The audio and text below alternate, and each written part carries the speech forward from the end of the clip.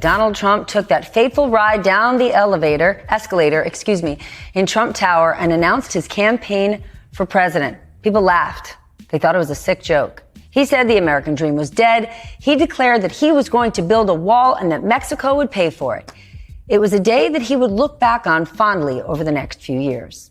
Maybe he would, but to wrestling legend Mick Foley, I think it's important for everyone to have a moment where enough's enough. I mean, for me, enough was enough 8 years ago. it's time to turn the page. I know you got to have that. I know you got that tough guy persona and that bravado, but I think, this is good. This is fun.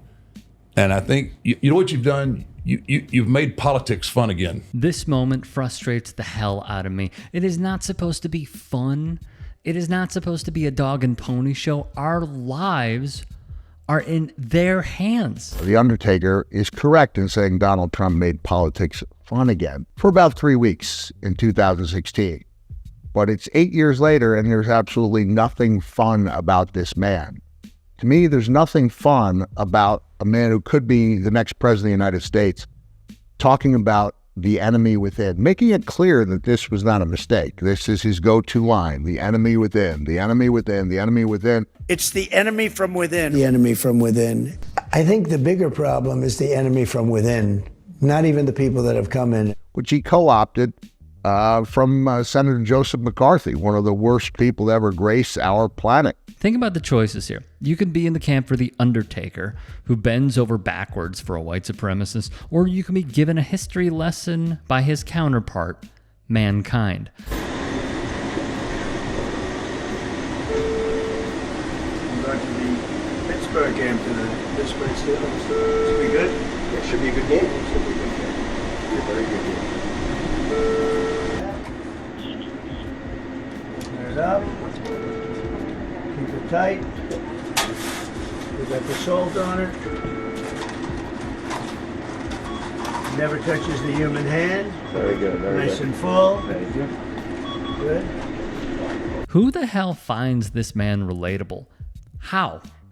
After we learned it was all a show, that the drive-thru customers were just staffers and the like, multiple McDonald's employees spoke out. David Yee, who worked at the restaurant chain for years, told the New York Times, "The box is like backwards," he stated of Trump's shoveling fries the incorrect way.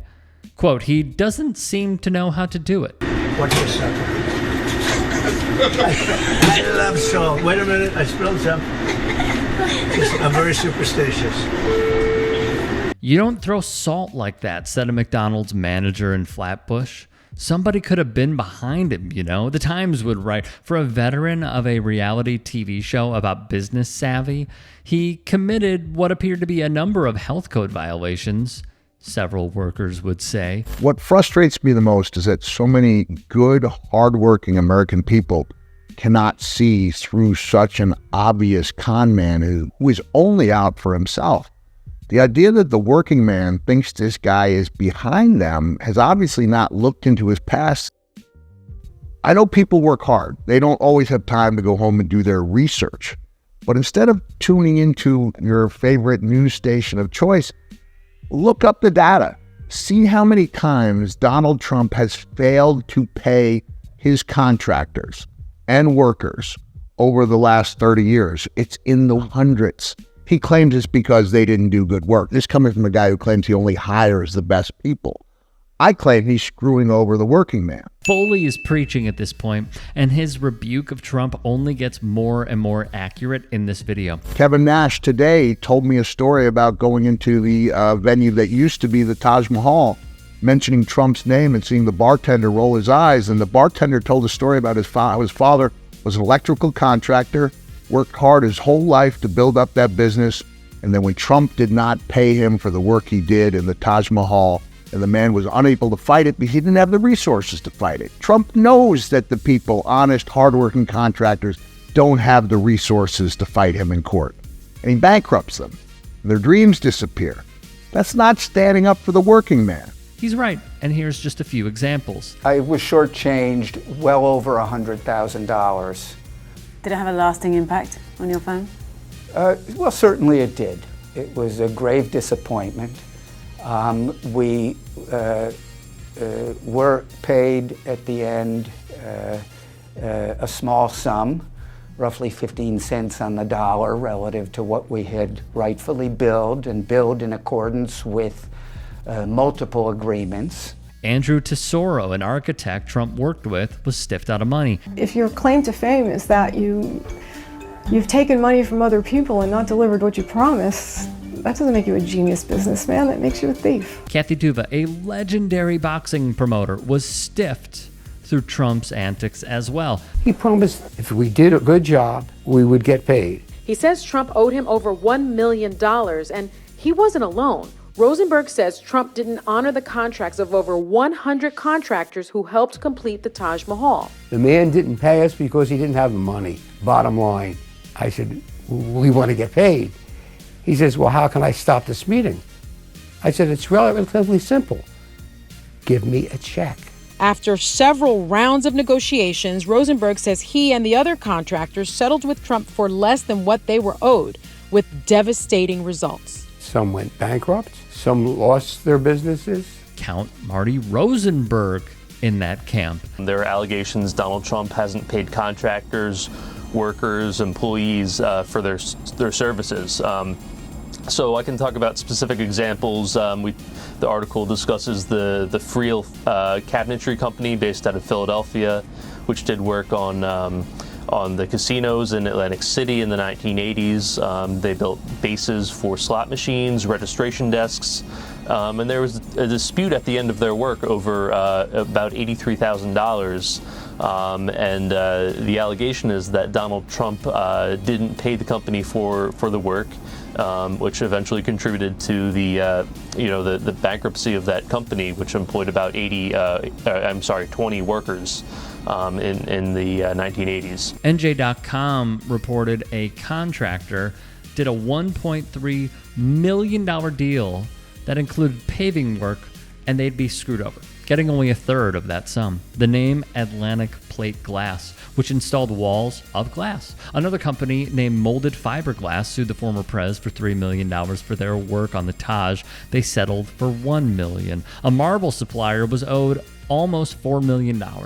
And after he settled for 30 cents on the dollar, he went bankrupt. Mother Jones printed in 2016. Trump's company encouraged its employees to invest their retirement savings in company stock. Then, when the stock price was near its nadir as bankruptcy loomed, the company forced the employees to sell their stock at a huge loss. More than 400 employees lost a total of more than $2 million from their retirement accounts per a lawsuit. They're very, very different. And it is the enemy from within, and they're very dangerous. This is lunacy. This is, to use his own word, dangerous, as Foley explains. An article came out today in NPR, October 22nd, 2024, with a study that showed Donald Trump had issued over 100 threats to people he perceived as his political rivals. He has threatened to impeach and prosecute Kamala Harris. He accused Barack Obama of treason. He said his chairman of the Joint Chiefs of Staff, Mark Milley, General Mark Milley, should be executed. He did nothing to stop what could have been the death of Mike Pence, his own vice president. And now he's gone so far as to say that anyone who criticizes the Supreme Court and other judges should be put in jail. I share Mick's frustrations. How do folks not see it and bend the knee to this guy? It's scary and dark. Not only are Thomas and Crow pictured here at Crow's luxurious Adirondack resort, where this painting hangs, we also see Federalist Society co-chairman Leonard Leo, who the Washington Post reports directed tens of thousands of dollars of business to the firm of Ginny Thomas. And then there's Mark Paoletta. He's the former general counsel for the Office of Management and Budget under Donald Trump. Now let's focus on SCOTUS. I wanted a hearing the day after the allegation came up. I wanted to be here that day.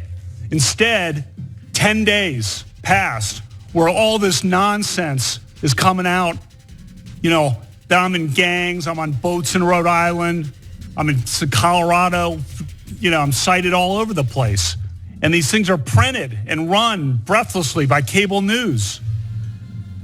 I wanted a hearing the next day. This week's report found that the Trump White House exercised total control over the investigation, including preventing the FBI from following up on numerous leads and blocking interviews with key witnesses. The Trump administration also allegedly instructed the FBI not to use its tip line, instead forwarding tips that were intended for law enforcement directly to the White House. According to the report, quote, if anything, the White House may have used the tip line to steer FBI investigators away from derogatory or damaging information, end quote.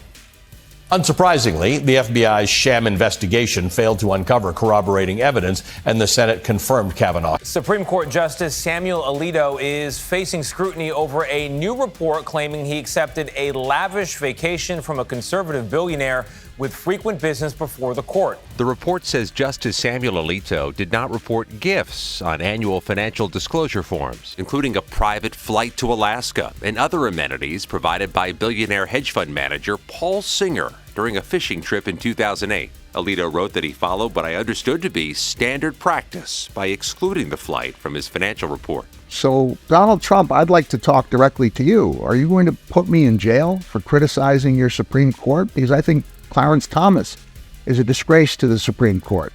I think Samuel Alito is a horrible person who doesn't belong on the highest court in the land. I don't think Brett Kavanaugh's interview in front of the Senate would have landed him a job as a dishwasher, let alone serving in the Supreme Court for life. I mean, I'm so scared that I was thinking about calling you a douchebag in this interview, and then I thought, that's a pretty strong word. Trump might come after me. And I made the decision not to call you a douchebag, even though you are one. Vote for Kamala Harris. Well put. Hey, I appreciate you watching. Now, if you can, please do become a channel member by going to youtube.com/tytsports and clicking the join button. If that's too much for you, you can just go to tyt.com/join to become a member. It helps all of us out here at the Young Turks and keeps our network afloat. In addition, you can follow me on my socials on Twitter, Instagram, and TikTok. Appreciate the love. Have a great day.